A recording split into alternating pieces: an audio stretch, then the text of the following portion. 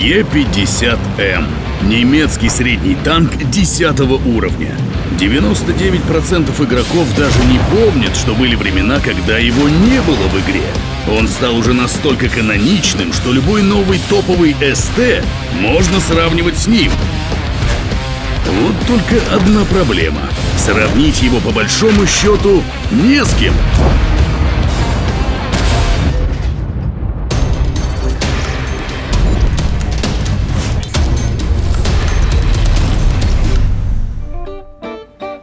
Первое, что бросается в глаза, когда выкатываешь Е-50М из ангара, это размер. Немец просто огромен. На фоне остальных средних танков он выглядит как ламповый телевизор в эпоху жидких кристаллов. Там, где другие могут спрятаться, он не может. Там, где кто-то проезжает, он не может. Там, где обнаруживают Е-50М и другой СТ, стреляют по Е-50М. Говорить о его взаимоотношениях с артиллерией тоже лишний раз не приходится.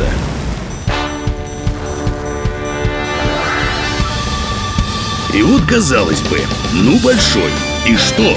Но представьте, что вы поменяли мини-купер на Хаммер и пытаетесь в первый раз припарковаться.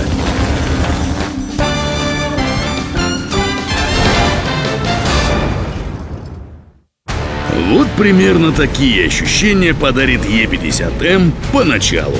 Схожие чувства испытываешь, когда садишься на Е-100, но у нас-то средний танк. Е-100 броню имеет, а здесь что? Ответ любопытен. Есть факт. У Е-50М лучшая лобовая броня среди всех средних танков. Бронелисты под хорошим углом дают неплохую приведенную броню. А если поставить танк ромбом, так Е-50М вообще танкует. С башней дела не так хороши, но по большому счету можно сказать, что Е-50М по броне как тяж 9-го уровня. Например, Е-75. Но с отличием. Экраны. Важная часть любого уважающего себя танкующего танка. Сколько уже сказано о том, что они прекрасно справляются с кумулятивами. Ох, даже углубляться не стоит. Просто по классике. Ягдпанцер Е-100. Спасибо. А теперь тот же трюк с Е-75. Пожалуйста. Кстати, вы вот знали, что 2 Е-75 это 3 Е-50? А сколько это Е-50М? Итак, если Е-50М это модифицированный Е-50, то значит, что у нас есть неизвестная переменная, модификация. Допустим, что переменная равна 1 лейхтрактору. Отсюда имеем Е-25 плюс Е-25 плюс лейхтрактор равно Е-50М. Е-100 плюс лейхтрактор равно Е-50М плюс Е-50М.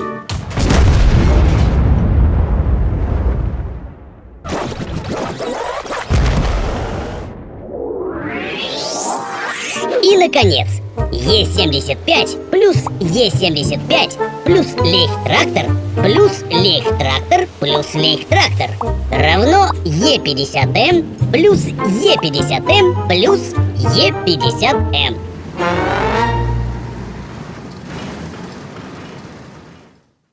Сравнивать Е-50М с Е-75, конечно, весело.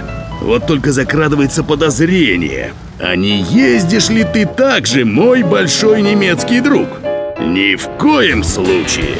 Максимальная скорость в 60 км в час. Удельная мощность почти 20 лошадей на тонну.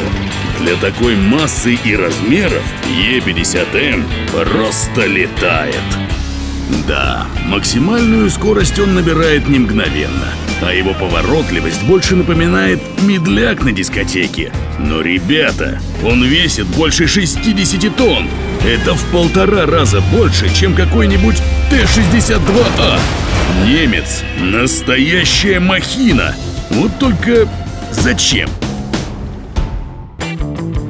Вопрос резонный, и ответ на него прекрасен. Таран Е-50М – это про таран. Наш красавец способен превратить фулового бачата в груду металла быстрее, чем вы скажете «Колохусенко».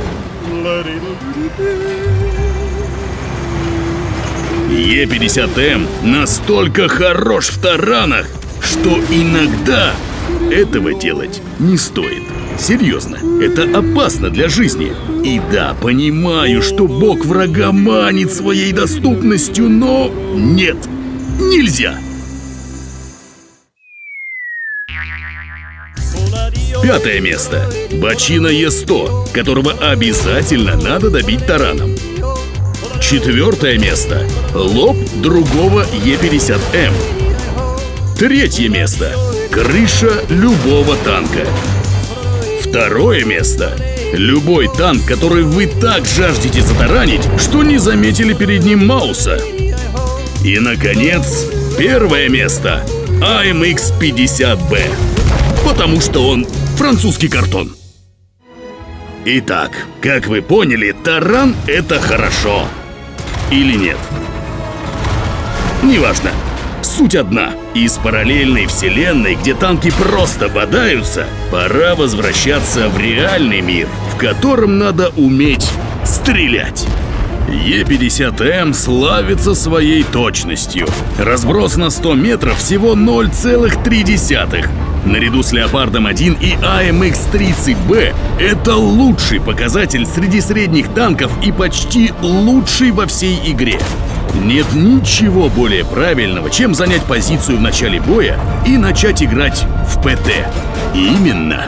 Скорость позволяет добраться до хорошей позиции раньше многих, а точность орудия — реализовать эту позицию.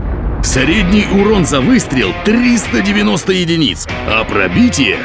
У Е-50М лучшее пробитие среди всех средних и тяжелых танков в игре. 270 миллиметров базовым снарядом. Это больше, чем у некоторых ПТ 9 уровня. Не намного, но больше. Логично, что за точность и пробитие приходится платить. И Е-50М поплатился скорострельностью. ДПМ немца является худшим среди одноклассников, если не брать в расчет батчат. Но давайте на чистоту. ДПМ, он же урон в минуту, считают чуть ли не важнейшей характеристикой орудия. Но как часто вы непрерывно стреляете на протяжении целой минуты? Это сюрреализм, так не бывает. Так что не надо тут мериться мегапикселями. С пушкой у него все в порядке. Итак, что мы имеем? У нас есть танк, который ездит, который танкует, который стреляет, который даже таранит. И он не считается имбой? Серьезно? Что не так с этим красавчиком? Ну да, он большой, это плохо, но не настолько же. Почему в рандоме не только Е-50М? Всему причиной его геймплей. На нем сложно играть. В течение любого боя Е-50М включает в себе СТ лишь на время. Занять позицию — ты средний танк. Хорошо. Стоять и стрелять из точной пушки — ты уже ПТ. Поменять фланг — опять средний. Перетанковать кого-то — ты тяж.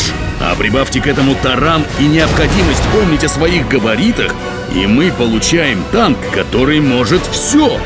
Но только в умелых руках. Е-50М — это современный смартфон. Он большой, немного безвкусный. На нем можно играть в Блиц или смотреть фильмы. Он может быть MP3-плеером или просто звонилкой. А при правильном обращении он будет всем сразу.